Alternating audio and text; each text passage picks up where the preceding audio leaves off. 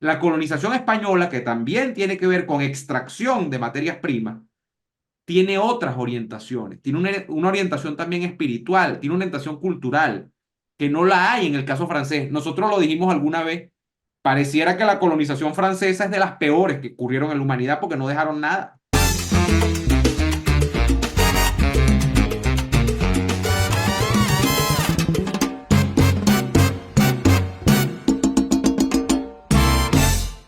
En el mundo hay muchas cosas que ver. Espectaculares amaneceres, las historias que esconde un buen libro, grandes películas pero que vienen con subtítulos. Y bueno, la verdad es que a veces esas cosas se ponen un poco borrosas y no nos resultan tan fáciles de descifrar. Para que puedas disfrutar todo eso, viendo más y mejor, hoy quiero hablarte del Centro de Contactología MIDA, el centro de salud visual que tienes que visitar desde ya. Servicio de óptica, cristales y monturas que se ajustan a todos los presupuestos. Pero además, el Centro de Contactología MIDA es uno de los pocos lugares en Caracas especializado en la aplicación de lentes de contacto de acuerdo a los requerimientos específicos de cada paciente. El personal más calificado y los mejores precios del mercado en el área de la salud visual solo los consigues en el Centro de Contactología MIDA. Visítalos en Chacao, Avenida José Félix Sosa de Bellocampo, diagonal al Centro Comercial Sambil. Centro de Contactología MIDA, especialistas en hacerte ver más y mejor. HGSE es la gente que sabe de arquitectura en España y Europa, conformada por una dupla venezolano-española que te ofrece la mejor y más amplia gama de servicios en el área arquitectónica. Desde la planificación inicial, diseño, proyecto, trámites administrativos, hasta la dirección y gestión de todo lo necesario para ejecutar tu obra, desde cero o remodelaciones. Dale vida y alma a tus espacios con HGSE Arquitectos y hágase tu proyecto realidad. Señoras, señores, señoras, señores, aquí estamos otra vez, amigas, amigos, en un nuevo fin de político. Por allá está Daniel Arafarías y por acá les habla, como siempre, su amigo, un amigo, Neomar Hernández. Daniel, ¿qué tal? ¿Cómo estás? Ánimo, ánimo, ánimo. Bien, estoy muy bien, ánimo, alegría, emoción, felicidad. Así es. ¿Cómo están las cosas? ¿Cómo Aunque está mal todo? paguen, aunque mal paguen, ¿no? Porque Muy bien. hemos vivido días difíciles, ¿viste?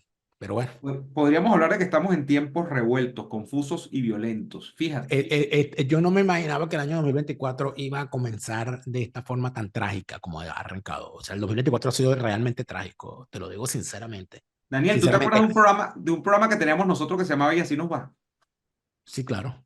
Bueno, en ese programa, nosotros recuerdo que hicimos par de emisiones, específicamente hablando de lo convulso, lo trágico y lo revuelto, de un país pequeñito, convulso, trágico y revuelto, de este lado del mundo, de las Américas, que se llama Haití. Y ese programa trajo mucha cola, mucha polémica, uno de los varios que hicimos, porque en ese programa a mí se me ocurrió, no tuve una mejor idea que meterme a analizar políticas desde el punto de vista espiritual. Y yo llegué a hacer una aseveración, recuerdo, eso está grabado por algún lado, que tú pasaste días, eso a ti, tú pasaste días siendo chicha, masato, como dicen los gochos, todo. O sea, tú hiciste dulcería criolla con todo eso que yo dije, a propósito de por qué Haití estaba tan mal. ¿Por qué Haití es un país tan complejo? Bueno, Haití ha vuelto a hacer noticia esta semana porque, como ustedes sabrán, amigos, el primer ministro de Haití, el señor Henry, Ariel Henry, creo que se pronuncia, tú eres más francés que yo no sé cómo se pronuncia, acaba de renunciar esta semana y Haití está pendiendo de un hilo, su gobernabilidad está pendiendo de un hilo. En este momento podríamos decir así, abuelo rasante, que quien gobierna en Haití es el AMPA o las bandas estas organizadas a partir de grupos de pandillas y que hasta nuevo aviso no se sabe qué va a pasar con Haití. De hecho, creo que la gran pregunta que se está haciendo en todos los medios internacionales, Daniel, es si Haití es viable por una parte y cómo demonios alguien va a hacer que Haití sea viable a partir de un gobierno normal, es decir, de un gobierno de políticos normales, porque pareciera que eso no tiene espacio, ya me dirás tú, ¿no? Pero quiero recordar lo que yo dije en aquella ocasión y empezar por el principio, que es de dónde salen los problemas de Haití, que tú me expliques un poco eso, porque obviamente tú sabes más de esto que yo. Pero el caso es que yo recuerdo que en esa ocasión yo hablé del, y esta semana se lo mencionaba a Nitu, por cierto, de la famosa foto que había de Haití, que al lado tiene a la República Dominicana, porque originalmente fue toda la isla descubierta por Colón, y eso era la Española. Fue, creo que fue uno de los primeros, es el primer descubrimiento en América, uno de los primeros descubrimientos de América. Y esa isla luego es particionada, ¿no? Entre una parte que se queda la metrópoli española, que es lo que es actualmente Santo Domingo, la República Dominicana, y otra parte termina siendo colonizada por los franceses, que es lo que es actualmente Haití. Yo dije que en esa foto satelital que uno hacía del verdor de los dos países en la isla antiguamente conocida como la Española, se veía un lado muy verde, el de Dominicana, y se veía un lado absolutamente deprimido, depauperado, del lado de Haití. Entonces yo dije, bueno, es que en Haití lo que impera es el vudú, impera esta nigromancia, impera todo este tema de la magia negra, del ocultismo, y eso tiene una carga energética muy fuerte, y eso ha lastrado el progreso de Haití, eso tiene condenado a 400 siglos de miseria a los haitianos. Y tú te burlaste de mí, dijiste, no, bueno, eso no, como ahora tú te vas a meter a analizar a partir de hechos espirituales, energéticos, la política. Bueno, el caso es que no, realmente esa no es la historia. La fotografía esta famosa, del lado que está todo verde y del lado que está todo depauperado de Haití, tiene que ver más con qué se ha hecho en cada uno de los países a lo largo de los siglos y cuál fue el modelo de desarrollo que adoptaron cada uno de los países. En Haití, que era una tierra muy próspera para la producción de azúcar, con muchos cañaverales, y creo que también tuvieron café en algún momento, tal. Es una de las cosas que se sacaban de allí. Se hizo un desarrollo de una economía extractiva y de arrase total, ¿no? Y eso fue lo que hizo, en parte, por cierto, la colonización francesa en ese momento. ¿Por qué? Para llevarlo a la metrópoli. Eso era, por cierto, la época coincide, la época de la colonización francesa en Haití, entiendo, Daniel, con la época del auge de la República. Y estamos hablando de que esta es la Francia que predicaba libertad, igualdad, fraternité y todo este cuento, y mojonité, lo que sea, y estaban saqueando colonias en todo el mundo. Distinto, y aquí es donde se ve, a mí me parece interesantísimo, Daniel, ya te voy a dar la palabra, pero tenía que decirlo, el ejemplo que lo hemos hablado en estos programas también, de los distintos tipos de colonización. Mira lo que es Dominicana. Dominicana tuvo una colonización de tipo español. La colonización española, que también tiene que ver con extracción de materias primas, tiene otras orientaciones, tiene una orientación también espiritual, tiene una orientación cultural, que no la hay en el caso francés. Nosotros lo dijimos alguna vez, pareciera que la colonización francesa es de las peores que ocurrieron en la humanidad porque no dejaron nada y fueron absolutamente extractivas, ¿no? Pero el caso es, Daniel, que luego Haití es la primera república negra en América y en el mundo, creo, 1804, 1808. O sea, Haití es república antes que Venezuela. El general famoso Petión ayudó a Bolívar en el proceso de independencia, no solo de Venezuela, lo que hoy es Venezuela, ni de la Gran Colombia, o sea, de América completa. Si Bolívar no hubiese, de alguna manera, reabastecido fuerzas en Haití, por allá por 1816, quizás, se dice que Bolívar capaz no hubiese tenido ánimo para seguir adelante. Bueno, no sabemos, la historia no sé, pero Petión ayudó muchísimo. Petión, que luego fue presidente en Haití, incluso, en general. O sea, Haití fue un aliado incluso de la independencia americana y estuvo primero en esos procesos que nosotros. Un país que prometía mucho y que al cabo de los siglos es lo que es hoy, una tragedia andante. Quizá he apurado mucho el análisis, pero quisiera comenzar por este lado, Daniel, de por qué la desgracia de Haití, desde el punto de vista quizá de su historia en cuanto a la colonización, ha tenido muy mala suerte, fue definitivamente colonizada para ser expoliada. ¿Qué es lo que ha pasado históricamente con Haití? Bueno, fíjate, yo te diría que habría que partir, para no hacer esto una clase de historia que sería larguísima. Ujú. Yo siento que hay que partir de un hecho o de una forma de aproximación que sería lo que yo llamo la técnica del viejo Agustín Camacho, que en paz descanse. Agustín Camacho siempre cuando surgía una situación de este tipo hacía la misma pregunta. ¿El problema es el agua o el problema es la sed? ¿El problema es la comida o el problema es el hambre? Y entonces se profundiza. El problema no es el agua porque el que haya o no haya agua no elimina el problema, que el problema es la sed. Si a ti te da sed, tú necesitas agua. Si a ti te da hambre, tú necesitas comida. Y esto es muy importante porque también las conceptualizaciones son imprescindibles para poder hacer un análisis sociológico, un análisis desde el punto de vista de las ciencias sociales, que no son exactas, pero tienen un método. Es imposible partir de o entrar o abordar un análisis sin tener claros los conceptos y sin entender dónde están los caballos y dónde está la carreta.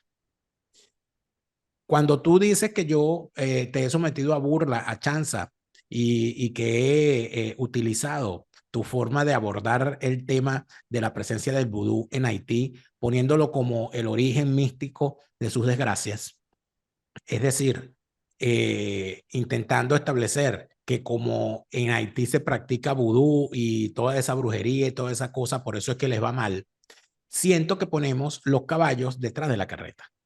Porque en realidad estamos hablando de que el que se practiquen, ojo, no la práctica, porque cada pueblo tiene la práctica religiosa, todas las prácticas religiosas tienen una carga de primitivismo.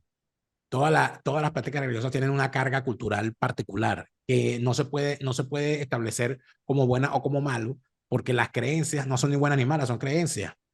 Y no se trata de que uno va a profesar una fe o profesar una creencia, pero si uno las ve y se abstrae, uno puede entender que todos los pueblos tienen unas creencias religiosas que se orientan hacia el mismo lado y ninguna tienen explicación terrenal.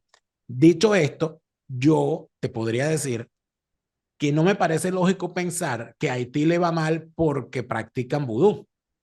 A mí me parece que el tema del fanatismo religioso, de orientar su vida en función de una creencia religiosa, lo que expresa es una carencia dentro de esa sociedad que podría estar vinculada al hecho educativo y a a la fórmula que la sociedad haitiana ha desarrollado a lo largo de los años para establecer instituciones, para establecer interacciones y para actuar en el contexto nacional que han creado desde el momento en que se alzaron los negros esclavos y a punta de machete acabaron con todos los blancos de la isla.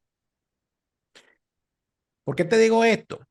Porque porque lamentablemente el orientar el análisis sobre Haití a que estamos hablando de unos negros que practican vudú y que es una gente bruta y que por esa razón es que esa isla no sirve. Para empezar, que es un reduccionismo terrible, es además un intento de un darwinismo social que no va a conducir para ninguna parte y además de eso caen en lo mismo, porque si se considera que las creencias religiosas son un lastre para Haití, el establecer que como ellos practican brujería y yo no practico la brujería porque yo soy un cristiano católico correcto que creo en Dios Padre, creador del universo, en el Hijo, en el Espíritu Santo y todo aquello, yo tengo un crucifijo y por tanto mi creencia es superior a las demás, entonces yo desde mi superioridad cristiana asumo fanáticamente también en función de mis creencias religiosas que esa religión que ellos tienen es la que los tiene condenados y que yo estoy salvado porque yo tengo otra creencia. Entonces terminas cayendo exactamente en lo mismo. Termina siendo entonces tu razonamiento basado en tu creencia cristiana fanática al mismo nivel de la creencia del vudú fanático que considera que si él logra tener el pedazo de hueso de un guerrero metido en un saco, colgado en el cuello, él es invencible y toda aquella cantidad de cosas que se pueden establecer en función del vudú. Daniel, y si Eso no es la no es religión, no es nuevo. el clima, ¿qué será entonces lo que predomina como elemento detonante de las sucesivas crisis en Haití para que el país no No, logre tener? bueno, es que fíjate tú lo que acaba de ocurrir. Hay un delincuente que se alzó en una zona de Haití, tomó las armas, salió a la calle, abrió las rejas de las cárceles y le dijo al primer ministro, te bajo, te mato. Y el ministro se fue y renunció. Cuando él hizo eso, lo hizo enarbolando la bandera del vudú. Lo hizo enarbolando la ausencia de Estado. Pero es que si practica el vudú, el golpista y el derrocado. Entonces, ¿a dónde voy con esto? Yo creo que hay unos temas sociales gravísimos dentro de Haití que muchos sitúan, en efecto, en la etapa colonial. Yo te puedo decir lo siguiente, y por supuesto, es que el tema francés y el afrancesamiento. Número uno, la demostración de que la colonización española no fue lo que pinta la leyenda negra es la existencia de Haití. Porque Haití es la prueba de que el colonialismo francés fue francamente, valga la redundancia, fue una desgracia para los pueblos donde se establece. En primer lugar. En segundo lugar, lo que quieren establecer algunos como un tema racial, no, porque es que esos negros y tal. Bueno, disculpa, en Curazao son todos rubios. ¿Y en Aruba? O sea, tú comparas, o sea, por supuesto, no estamos hablando de que Curazao, Aruba, Trinidad, Martinica, Guadalupe sean potencias globales o regionales, pero al lado de Haití vamos a comparar. Entonces tampoco es que es un tema racial. Y es que acaso en Martinica no se practica brujería, y en Guadalupe, y en Curazao, y en Y, Aruba. y climático tampoco es porque los climas son idénticos, son caribeños todos, Son caribeños todos y hablan el tropicales. mismo idioma, todos hablan francés. Entonces, ¿qué es lo Todos que hablan. ocurre? ¿Qué es lo que ocurre? Que no tiene sentido que una isla como la española, una porción sea francesa y esté en el esterero y la otra porción sea española y no es que sea una gran potencia, pero comparado con Haití, República Dominicana es Suiza. Entonces, ¿dónde podría estar la explicación? Yo creo que es una cosa más sencilla. Vámonos al hecho. ¿Qué fue lo que ocurrió originalmente? Vamos al hecho original. ¿Qué ocurrió? Hubo un alzamiento de esclavos que, por cierto, fue muestra de la incapacidad del sistema colonial francés para controlar sus tierras. Eso es una realidad. Es una realidad. ¿Por qué? Porque a partir del momento en que ocurre el alzamiento, el gran tema está que la colonización francesa no tuvo una misión, una ética, como si la tuvo la española. Digan lo que digan los comunistas ahorita y los enemigos de España. La colonización española tenía una raigambre ética. Cuando, por ejemplo, y disculpa que me ponga doctor y que profundice en esta cosa. No, eso es lo que quiero. La primera carta de Colón, cuando Colón le escribe la primera carta a los reyes católicos para contarle lo que había ocurrido, pasan dos cosas. Número uno, narra Bartolomé de las Casas que cuando llega la noticia a Castilla de que Colón había encontrado unas tierras y que se encontraba a salvo y que tenía buenas noticias, lo que narra Bartolomé de las Casas es una inmensa alegría inundó todos los confines del reino. Porque hubo una alegría real, decía, coño, Colón lo logró, encontró algo y ahora hay otra cosa. Y él en su carta, él manda lo que había visto, ¿no? En el sitio, digo, mire, aquí hay tantos habitantes y yo considero que por mis cálculos, y es lo que había visto nada más, él pensaba que se había encontrado unas islas. Él no había llegado todavía al continente. Entonces él dice, yo calculo por lo que dicen los locales y por lo que hay, que aquí podríamos estar hablando de que hay tantas personas y que hay, además de esto, he encontrado estos animales, he encontrado esto, he encontrado este tipo de tierra, me dicen que hay perlas, me dicen que hay esto, me dicen que hay lo otro, y además de eso, hay el tema de la madera, que era muy importante, ¿no? Dice, y aquí hay palo de Brasil, y aquí hay esto, y aquí lo otro, y hay tal, y yo creo que esto tiene un valor en general de tantos maravedíes. Y considero, y el tipo era un comerciante, acuérdate además que Colón venía de ser tratante de esclavos.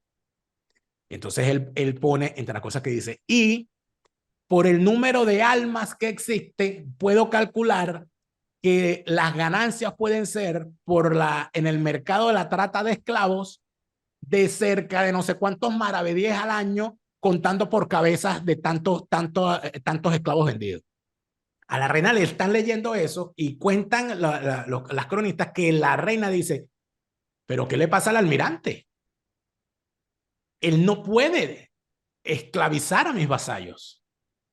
Son almas a convertir de mi reino. Porque lo que decía el mandato era que todo territorio que él encontrara iba a ser propiedad de la corona, que él iba a tener la categoría de virrey y que la iglesia se iba a encargar de evangelizar porque era una misión también evangelizadora. Esta es la diferencia Por con todas las colonizaciones. Colón tenía que bajarse del barco cuando llegaba a la tierra, clavar la espada, clavar la bandera, Y la cruz. arrodillarse y a nombre de Dios y la Virgen y el Arad y los reyes católicos tomar estas tierras, y tenía que haber un sacerdote y el sacerdote tenía que gritar y a vaina y a que esto, y bendecir todo lo demás. Y a partir de ese momento todos los habitantes eran vasallos, es decir, eran súbditos. Por eso tú no podías esclavizarlo. De hecho, por eso es que tienes que traer a los esclavos del África, ¿no? Que tú no lo habías colonizado. Claro, empiezan a llevar. Lo que pasa es que después, porque ¿qué pasa? Cuando se dan cuenta que el territorio es mucho más grande, no, esto es otra cosa. Los franceses, amigo mío, cometieron el error de, bueno, esto es una plantación, vamos a llenar entonces esta vaina de esclavos. Y entonces no tenían la previsión que solamente podían tener los españoles en función de su estructura social.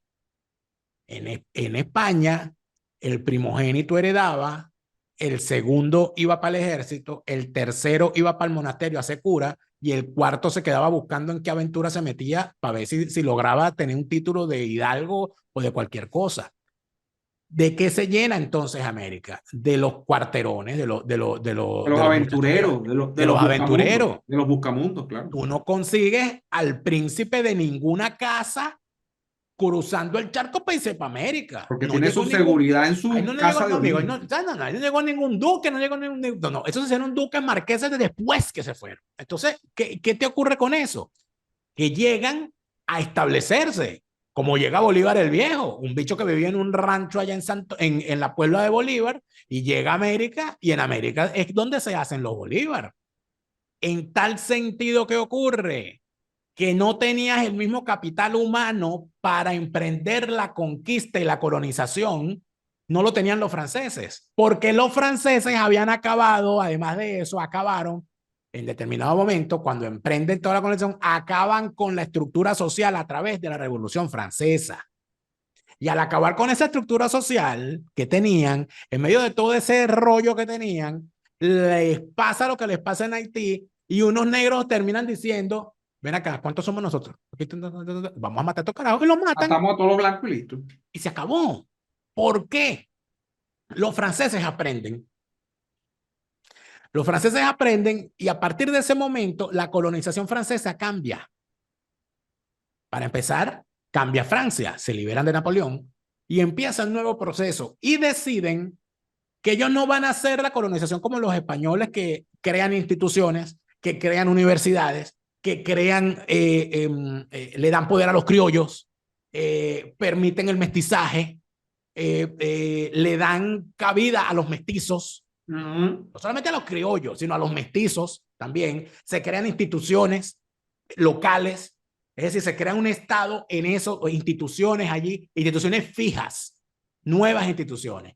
Los franceses no estaban dispuestos a eso.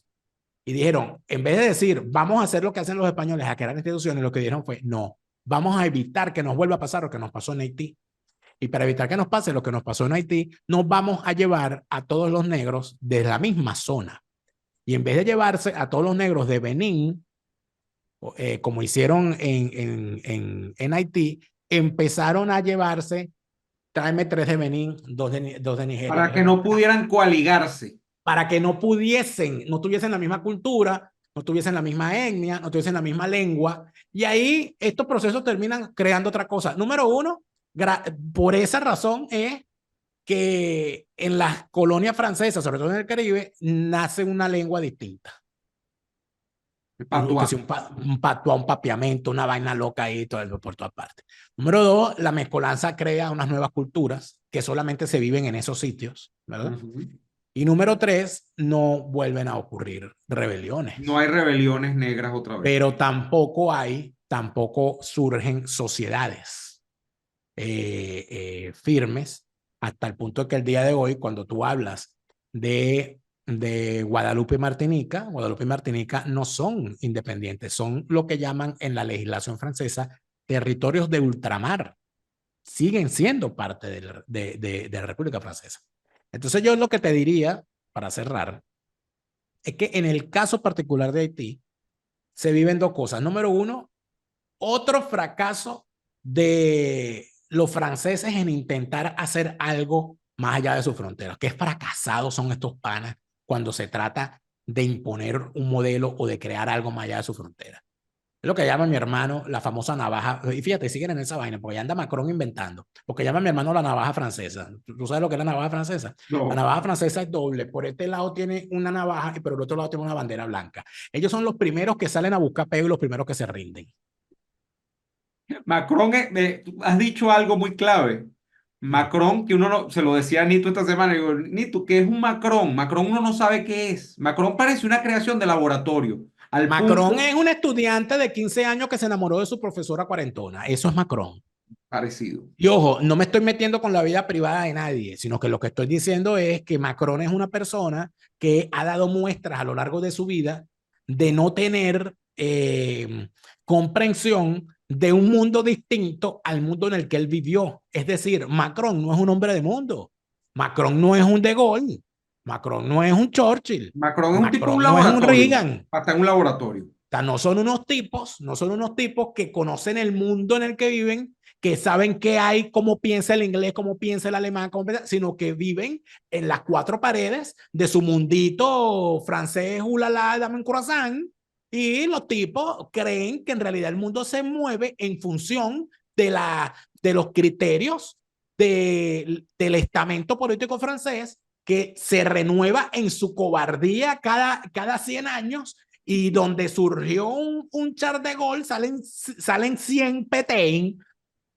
Mira, Es una antes, cosa impresionante. Entonces, yo lo que termino viendo es que en particular en el caso de Haití, estamos viendo la misma tragedia, el mismo fracaso. Daniel, pero en el caso de Haití no quiero que nos vayamos, quiero dejarlo apuntado, porque Mario, uno de nuestros Patreons, suscríbanse a Patreon, en nuestra cuenta de Patreon, patreon.com/neoadolfo, patreon.com/delaraf, además puedes participar en vivo con nosotros y yo secundo lo que estaba diciendo Mario. No pueden dejar fuera del análisis el tema de cómo Haití se ha convertido en una pieza importante en los tránsitos mundiales de las rutas de la droga, de la cocaína, y en efecto.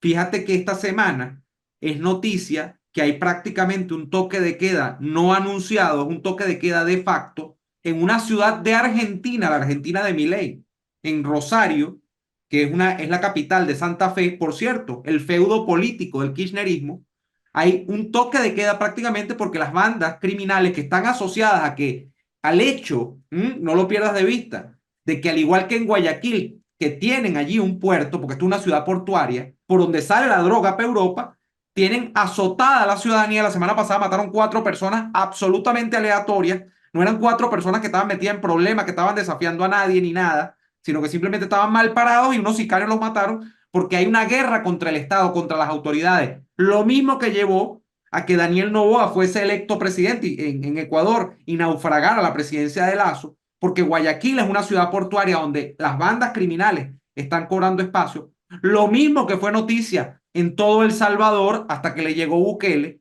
Lo mismo que ha sido noticia en otras partes de la región, en México, donde han matado gente pareja en las últimas semanas también, están matando hasta candidatos. El problema de fondo, Daniel, es que los Pero grupos no te olvides de algo, delincuenciales disculpa que te asociados interrumpa a la allí, droga están reclamando su espacio. pero ya va, espérate un momento. Es que el tema haitiano, el tema de la delincuencia haitiana, ¿cuál es el trasfondo que hay en la famosa toma de Maipú, donde fue hallado el cadáver del teniente Ronald Ojeda? Una presencia haitiana que controla la zona, donde han encontrado inclusive unos cementerios clandestinos con fosas comunes. ¿De qué estamos hablando de la actuación de bandas organizadas en Ecuador, Bolivia y Perú? Bandas haitianas. ¿Y qué es líder Haití en la Florida, en Miami? Un agujero negro del crimen. Entonces, estamos hablando de algo que se le ha dejado, porque como son poquitos, porque como no se ven mucho, porque llegan y se meten en unos guetos y una cosa, y los haitianos en realidad no son muchos, pero, oye, la que te arman es la que te arman. Y aquí se han cerrado los ojos. Aparte de eso, esto que se está viviendo hoy, esta desgracia que se está viviendo hoy, es producto de ¿quién? De la acción del el gobierno de Bill Clinton. Porque fue Bill Clinton el que intervino. Y de la acción de estos pendencieros gobiernos, miembros de la OEA, sobre todo esas republiquetas del Caribe, que en el año 94 salieron a pedirle a través de una resolución, porque esto también hay que decirlo, no fue que Clinton se levantó en la mañana y dijo, ay, voy a invadir Haití. No, los países de la OEA obligaron a los Estados Unidos a través de una resolución a que tenía que intervenir. Eso ocurrió. Y Estados Unidos pidió, bueno, pero tienen que venir, y entonces fueron brasileños, fueron tal, no sé qué, y se armó lo que se armó. Y aquí Ahorita dicen que estamos. la fuerza de intervención de apoyo a la seguridad van a ser los keniatas. Sí, pero los keniatas dijeron, nosotros vamos, pero ¿quién paga? ¿Y qué dijo Bukele? Bukele dijo, yo le echo pierda, pero ¿quién paga? Lo mismo. Porque Bukele tiene razón. Bukele es el único presidente de la región. Mírate, lo que acabo de decir, que Bukele tiene razón, Increíble, porque lo ¿no? que dicen Increíble. que yo estoy contra Bukele. Bukele tiene razón en estar preocupado. Porque Bukele tiene que estar perfectamente, como lo tiene que estar al tanto cualquier presidente de la región, que tú no puedes dar un agujero negro de delincuencia como ese allí. Porque te cae Dominicana y se te expande para cualquier parte. La seguridad es global.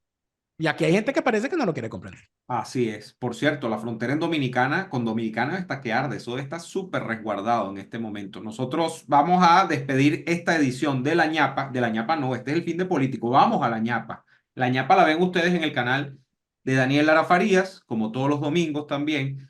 Gracias a todos por suscribirse a nuestras cuentas en Patreon. Gracias por suscribirse a nuestros canales. Es muy importante para que se suscriban y den like para que este contenido, además, bueno, como este programa del día de hoy, que ha estado bien explicativo, bien histórico, es importante para que la gente lo conozca.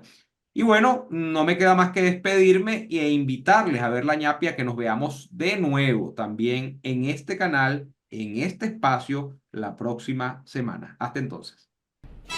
Los secretos mejor guardados de Escocia puedes descubrirlos tú mismo completamente en castellano. Hablemos de Escocia en castellano te lleva a pasear por Escocia en visitas guiadas completamente en castellano. Ideal para grupos familiares o pequeños grupos de amigos. Hablemos de Escocia en castellano es el aliado para descubrir los misterios del lago Ness, la maravillosa Edimburgo, el encanto de sus castillos y por supuesto el whisky escocés que tanto nos gusta. Síguelos en Instagram como Hablemos de Escocia en castellano y descubre los secretos mejor guardados de Escocia.